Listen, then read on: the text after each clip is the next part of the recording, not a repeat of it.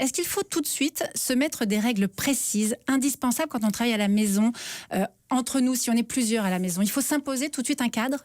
Je pense qu'effectivement, il est nécessaire d'imposer une organisation à domicile, de manière à ce que chacun puisse vaquer à ses occupations. Parce qu'en télétravail, il ne faut pas oublier qu'il y a travail dans cette terminologie. Ouais. Donc l'employeur est aussi en droit d'attendre de vous une certaine performance, idem que si vous étiez sur site. Mais c'est ça qui est bien difficile, c'est de devoir gérer la performance et tout ce qui peut parasiter notre concentration. Donc on doit se poser des règles précises, c'est-à-dire, j'imagine, on se dit, je travaille de 9h à midi pile, c'est ça ? Dans la théorie, oui. Après, on sait que dans la pratique, même si vous étiez sur site, c'est pas toujours aussi rigide. Mais on essaye quand même de garder un certain rythme et les horaires de travail qu'on avait convenus. D'où l'importance aussi de fixer en amont des plages horaires durant lesquelles vous allez pouvoir être disponible et joignable par vos collègues, par vos responsables.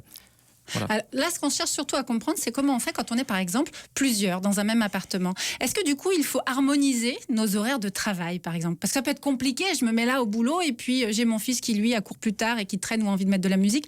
Comment je fais? Est-ce que c'est pas plus simple de l'obliger à se lever, lui aussi? Alors, pour les enfants, ce serait bien effectivement qu'ils gardent un certain rythme qui soit similaire avec ce qu'ils ont pu connaître à l'école. Mais effectivement, la gestion des enfants en période de télétravail ou de confinement comme on l'a connu, c'est pas forcément très simple. Il faut faire preuve de flexibilité.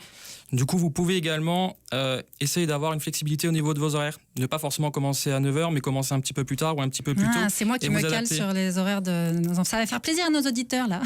Ouais. On va se caler sur les horaires des enfants. Ça marche aussi avec le conjoint ou la conjointe. Est-ce qu'on a remarqué qu'on était plus efficace, finalement, en télétravail ou pas? C'est une bonne question. On n'a pas d'études encore? Si, alors certaines études ont laissé paraître un gain d'efficacité ou de performance de 11% ou 30%, de 11 à 30%, quelque chose de cet ordre-là.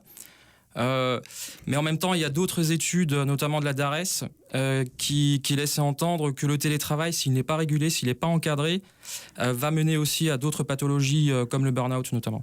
Oh là là, alors avant d'en arriver là, voilà. On va surtout bénéficier de vos conseils. Quand on est célibataire, qu'on vit tout seul, ça ne doit pas être évident de se motiver tous les jours. Là aussi, il faut s'imposer des horaires très stricts. Il faut s'imposer un cadre de travail qui est suffisamment rigoureux parce qu'effectivement, quand on est seul, les tentations elles peuvent être importantes.